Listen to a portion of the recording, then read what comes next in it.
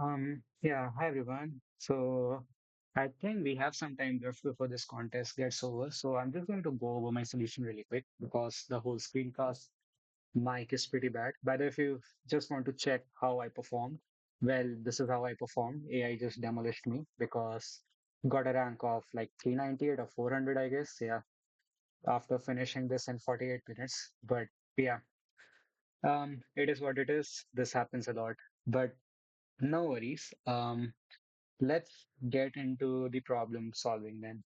So the first question is rather straightforward. You're just given a string S and you just have to take all the possible substrings that can form here, take the max largest three unique prime numbers and return their sum as the answer. So a given for this question is the size of the string. So we are basically dealing with like, oops, see, let's remove this. We're basically dealing with um 10, oopsie, again, this is a marker, remove this. We are basically dealing with a string of size 10 raised to the power 9. So, but like the largest number that can form is 10 raised to the power 9. So, for each particular character of the string, what you can do is just brute force over all the possible substring that you can form, check whether it's prime or not, and just maintain that, okay, what's the prime number you have got, and get the largest three of them. Now, how to check? There is this way of just checking the square root of the number, that whether this number is divisible by any of its factor or not. And since it's about 10 raised to the power 9 over here, square root works for each substring. So you can comfortably get a running complexity to solve this question. So yeah, it's mostly an implementation problem only.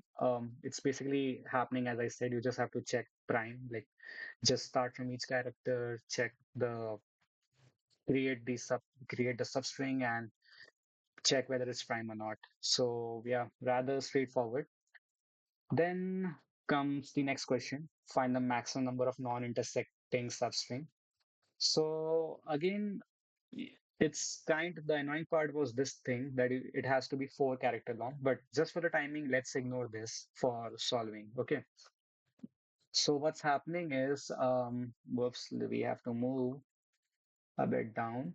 So you are basically given like this random string and um, the case is you can form a valid substring if basically the first and last character is same. Okay. There is that one annoying case, but let's ignore that for the timing. And you basically have to calculate that, okay, if you were to form this in the whole string, how many, like what's the maximum number of substring you can form, right? So it's a rather straightforward question that, okay, if you know that, okay, this is I and like this is the last index J, and you know that, okay, this they form a valid substring. So you check that, okay, what was the number of valid substring I was able to form before this jth index? And you can just see, like, you can just add it. So let's say that dp of j was saying that, okay, before this index, what was the maximum number of substring I can form? And then dp of I would be equal to dp of j minus 1 plus 1, basically number of substring here, and just add it for this particular I. And you just have to do this for each and every index and get the answer. Now the problem is, what's a valid substring? The valid substring is basically like whatever character is over here, this character has to be same, right? So a naive approach would be to just check this character, this character, this character, this character, like check each and every character, but and get the answer. So for each, so in the worst case, you would be doing order of n lookup for each index. So the actual complexity to get the answer would be order of n square, right? Because for each I, you would be checking like what, n by 2 n characters or n by 2 characters. For this index also, you would be checking some other n by 2 characters. So the approximate complexity would be order of n square, which is not really acceptable given the fact that the number of string in this case is about 2 into 10 raised to the power 5, right? So what's the next best thing that we can do?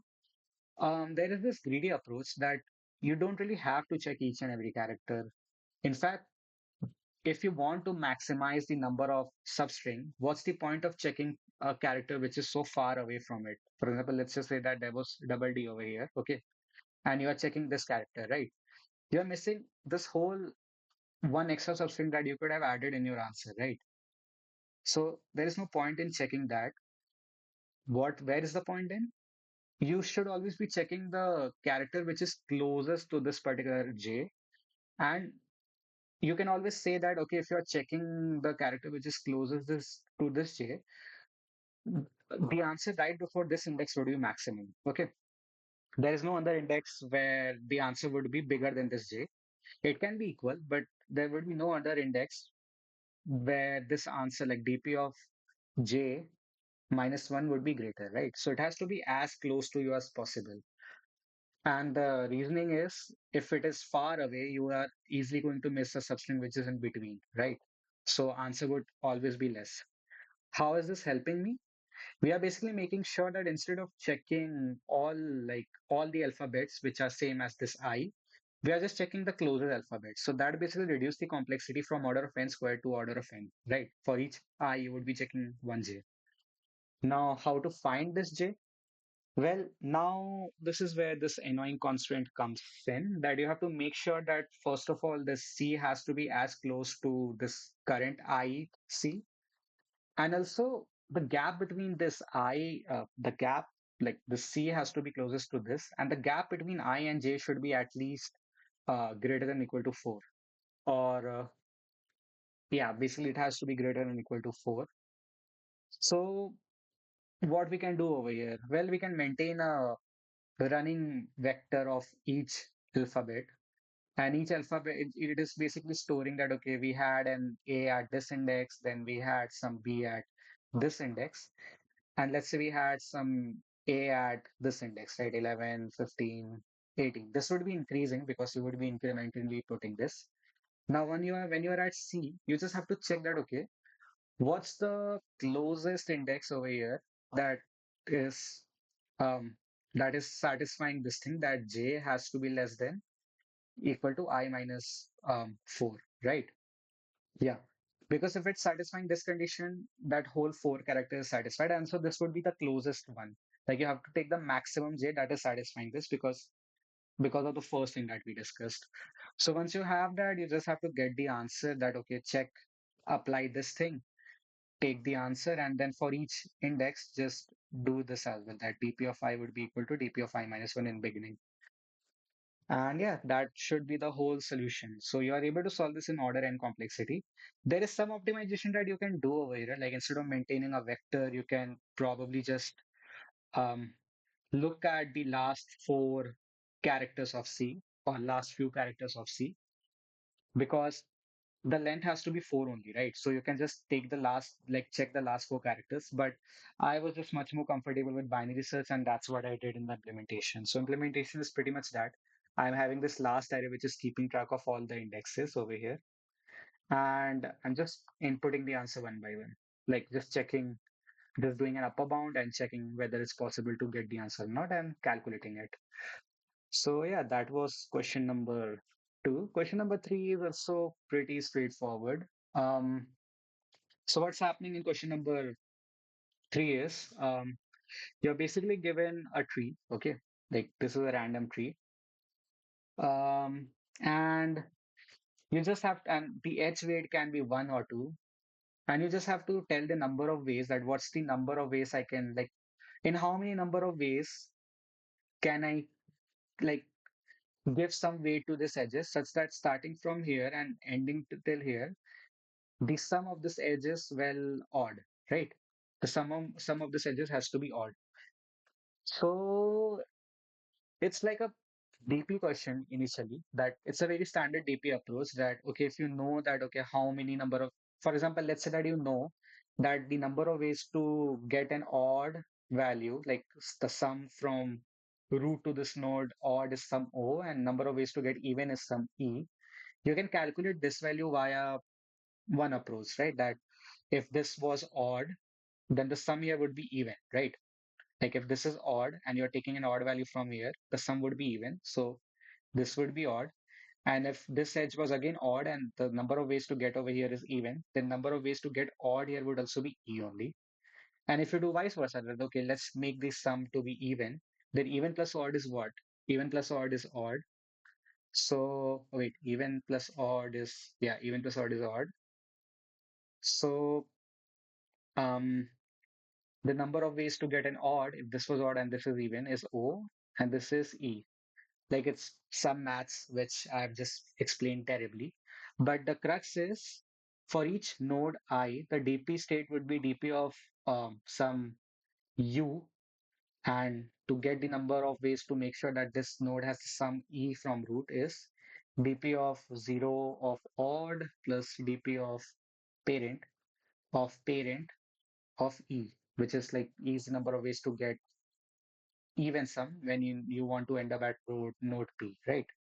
And some maths, like the same thing is same for like getting the number of ways to get a sum of odd, right?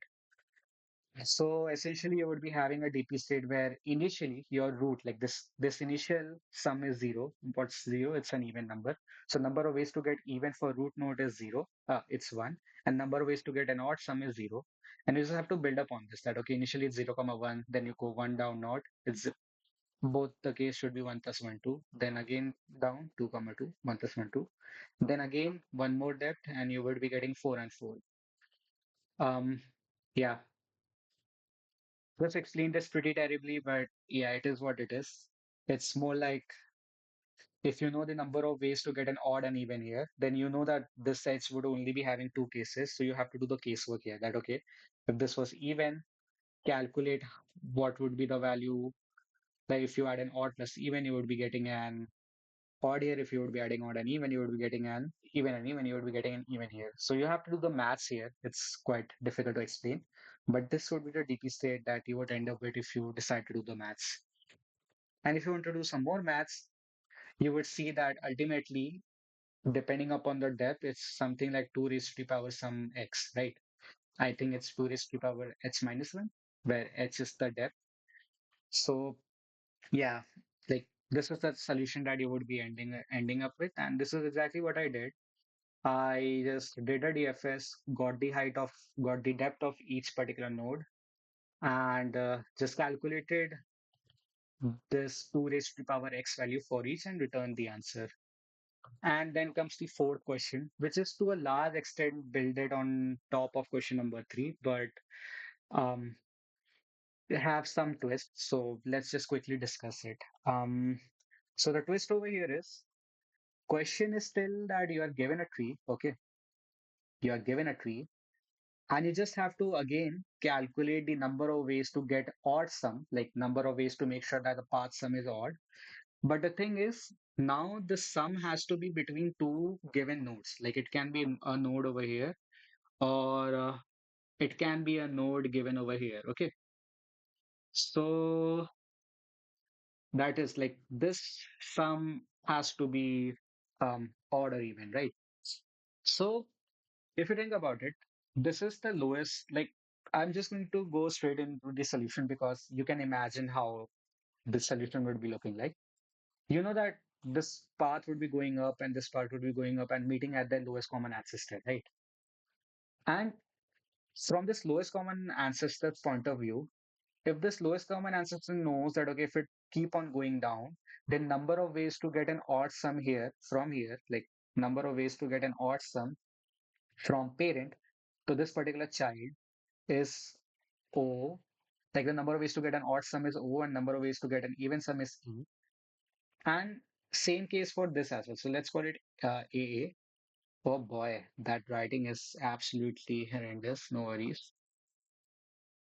So this is like A, and this is again A. And number of ways to get an odd sum from parent, though this other child B is like OB and EB.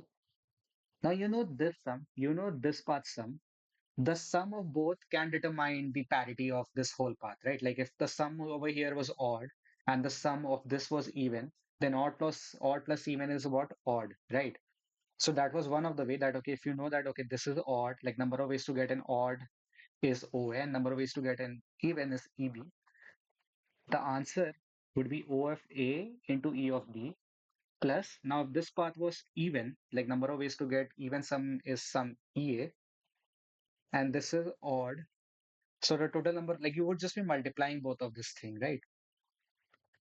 Um, yeah. So and It turns out that this is the only thing we need to solve this whole equation. So what we need is we need to somehow find a way to get the LCA, okay? And then somehow need to find a way to actually calculate this OA and EA. Now, from the other question, you have seen that this O and E is just dependent on the height. That okay, how far is this node from this root node? So if you know the height, you can just calculate it, like both the things, right? It was some 2 raised to power h minus 1, right? So you can calculate that OA and EA for both the case. And once you have this both, you can just get the final answer, okay? Now, in order to optimize this whole LCA part, there is this thing known as binary lifting. If you don't know what binary lifting is, I would highly recommend you to just check it out from somewhere. But yeah, if you don't know binary lifting, you won't be able to solve this question. Okay, this is the main crux of this question that you need to know. Other than that, it's just the basic maths that you would have been able to come up if you are able to solve last question, right? Still, if you're interested in my approach, by the way, this writing is so bad. This is the approach that I took again for solving, and it's quite straightforward, but it works for my case. You just have to run one DFS to get LC, and yeah, this is just LC implementation. It can change from folks to folks. Yeah, and I think yeah, that should be it for solutions. I'm sorry if it took like it happened pretty quickly, but yeah, the solutions were quite straightforward. I think that currently Leetcode just focuses more on implementation because apparently that's not a thing that AI is good at it. Oh wait, AI is actually pretty good at implementation, and Leetcode does not come up with that hard thinking problems. But yeah, nonetheless, I hope you enjoyed. Do let me know in comment if you want to get solution of any problem from here that you would want more clarification in. And yeah, catch you all on the next video.